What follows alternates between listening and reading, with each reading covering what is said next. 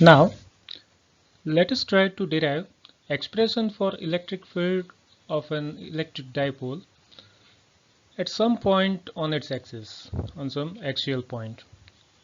So first we consider our Cartesian coordinate system with x, y and z axis as shown here.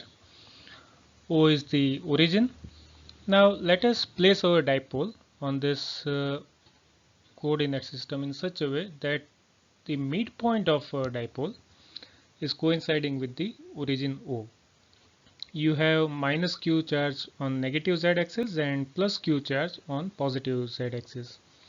And how much is the separation of these two charges? Let the separation be 2a and let p be the dipole moment of this dipole. The direction of dipole moment is from negative charge to positive charge. So we should be able to realize from this arrangement that the position vector of plus q, if we denote it by r positive, r plus, it should be 0, 0, a.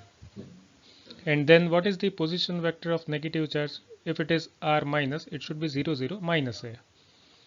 Now as we want electric field of this dipole at some axial point, let us consider some point P at say z distance from origin. So what will be the position vector of this point P? If it is r, we can say that r is 0, 0, z. So this is the arrangement, and for this arrangement we will try to find out electric field of our dipole at point P. Okay, so let us start. So here we have the same situation with just the necessary quantities mentioned, and we'll try to find out electric field at point P. Now what is the logic? Logic is first you find out electric field at point P due to positive charge, you find out electric field at point P due to negative charge, and then you take vector sum of these two electric fields and then simplify it. So we'll do that. Let's start with the expression for dipole moment of this dipole. So we know that dipole moment of any dipole is product of charge and separation between the two charges. So we can say that P is equal to Q 0, 0, 2a. How to get 0, 0, 2a? Very easy. We take final vector minus initial vector. We know that the direction of dipole moment is from negative charge to positive charge. So if you take r plus r positive, if you take r positive and r plus minus r negative, if you take, you will get this answer.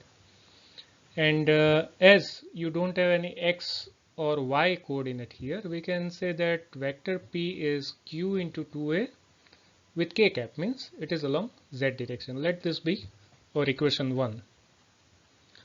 Now what is the position vector of point P from charge Q? Because if we want electric field of point P from charge Q, we will need to know where the point is with respect to plus Q. So with respect to positive charge, the position vector of P can be given as vector r minus r positive, that is 0, 0, z minus 0, 0, a. And that gives us second equation 0, 0, z minus a. 0, 0, z minus a is the position vector of point P with respect to Q. And what if we take mod of r minus r positive? If you take mod of r minus r positive, that gets you distance between plus Q and point P. And that comes out to be z minus a, as shown in third equation. Similarly, what is the position vector of point P with respect to negative charge of the dipole? Okay, we can say that it is vector r minus r negative, that is 0, 0, z minus 0, 0, minus a, and then we get the position vector of point P with respect to minus q to be 0, 0, z plus a, as given in fourth equation. How far is point P from negative charge? Okay, just take mod of this value in fourth equation. So we can say that mod of r minus r negative is nothing but z plus a, and that is our fifth result. So do keep these 5 results in mind, we'll need that later on. What shall we do now? Now first we'll find out electric field of plus q at point P. We'll try to find out electric field of minus q at point P, and then we'll take vector sum according to superposition principle. Let us move further. So again the same situation, and now let us see how much is the electric field at point P due to positive charge of the dipole. So what is the formula? Electric field can be obtained by taking kq by r square. It is intensity, and you attach unit vector with that and you will get this formula. Here the E plus or E positive is the electric field of plus q at point P, and it is 1 by 4 pi epsilon 0 plus q. We are talking about positive charge, so plus q, and r minus r positive, because we are interested in electric field at point P, so position vector of point P will come first, and you have r minus r positive, denominator r minus r positive whole cube, and we already have these values from our previous equations. So now if we use our second and third equation and substitute here, what do we get? We get E positive to be 1 by 4 pi epsilon 0 plus q, and then 0 0 minus z, that is a result from second equation, and how much is the mod? It is z minus a, that is our third equation, and let this be equation 6. Similarly, we can also find out electric field at point P due to negative charge of the dipole.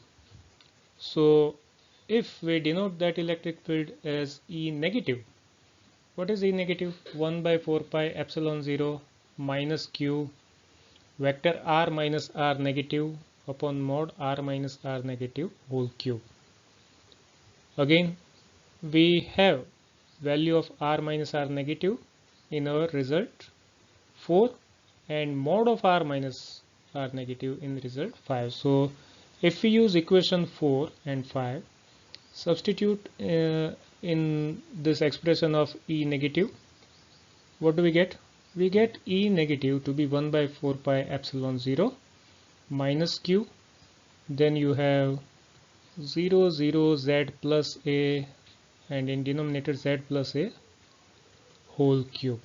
Okay, let this be equation 7. So now we have individual electric field.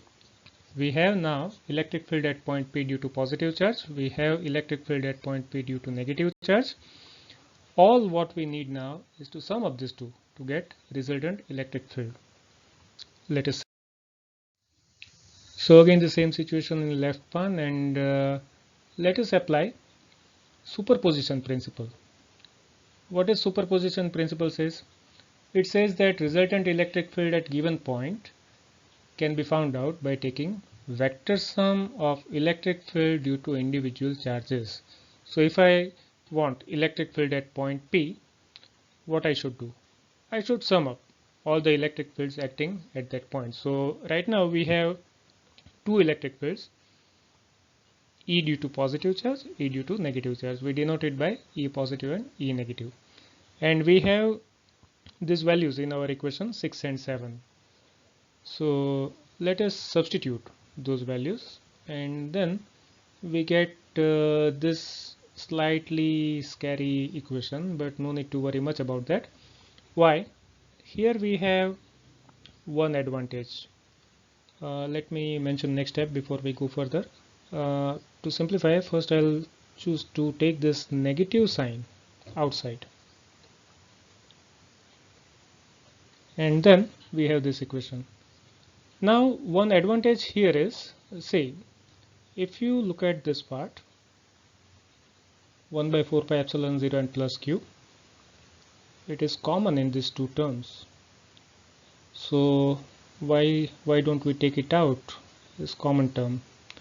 So with that we get this.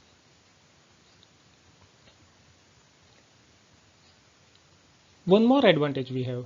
What is that? See, we have x and y component 0 here. We have x and y component 0 here. What does it mean? That the electric field at point P is only along z direction. It has no x component or y component, and then we don't need to mention all the three components every time. Rather, we can simply mention z minus a and z plus a, and we can consider the direction part by using unit vector k.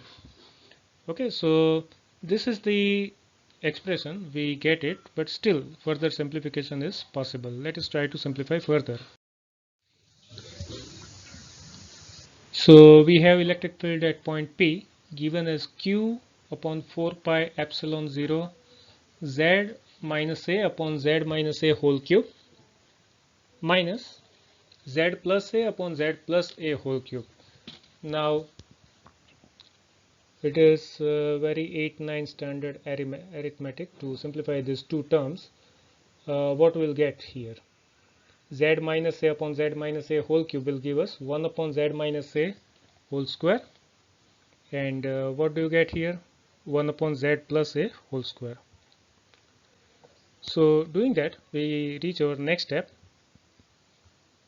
with 1 upon z minus a whole square minus 1 upon z plus a whole square in square bracket. Remaining terms as they were. What next? LCM. So let us take LCM. So q by 4 pi epsilon 0 z plus a whole square minus z minus a whole square, and in denominator we have product of the two brackets. And then further maths lead us to this step. I don't think there should be any problem understanding this.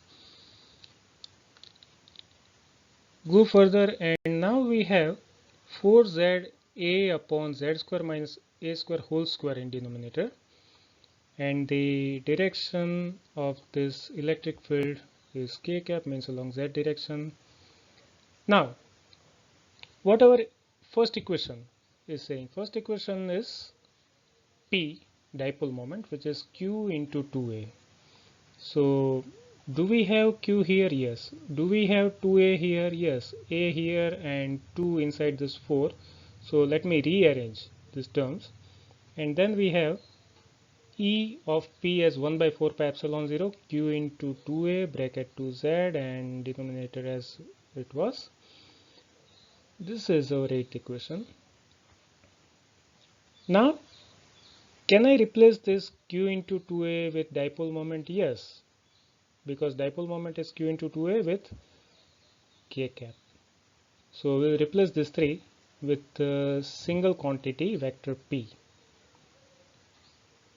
with the help of equation 1, and then this is what we have.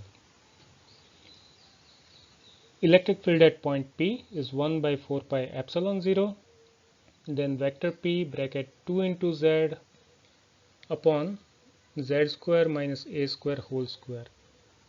The equation 9 is the equation of electric field of a dipole at some point on its axis. Now instead of having all this derivation, let us put it in a very concise manner. Then we can say that when we apply superposition principle, we get resultant electric field as E positive plus E negative, and vector sum we are taking, don't forget it. What we did then? We substituted values of individual electric field. So here are the values of E positive and E negative, and now I'm skipping those simplification steps, and if we simplify it properly and by using proper maths, what we get? We get that electric field at point P is 1 by 4 pi epsilon 0 vector P bracket 2z vector P multiplied by 2z upon z square minus a square whole square, and this is the equation we are looking for. This is the electric field of the dipole at point P, which is some point on its axis. But most of the time, the dipoles which we are talking about are molecules, and so the 2A, what is 2A? It is separation of the two charges. It is very less compared to the point where you are finding out electric field. Most of the time the point is very far, at very large distance from our dipole, and then most of the time we are in position to consider that Z is very greater than A, means A can be neglected. What if you neglect A in ninth equation? What if we neglect this A? Well, in that case you will have Z raised to 4 in denominator. So the equation would be P into 2Z upon Z raised to 4, and then 1Z can be cancelled out, giving us resultant equation like this. Most of the time we will be able to use this equation because most of the time A is negligible as compared to Z. What this equation indicates? This indicates that the direction of electric field at point P is in the direction of dipole moment of the dipole, and the denominator indicates that the electric field is directly proportional to 1 by distance cube. So you move slightly away from the dipole and electric field will decrease drastically.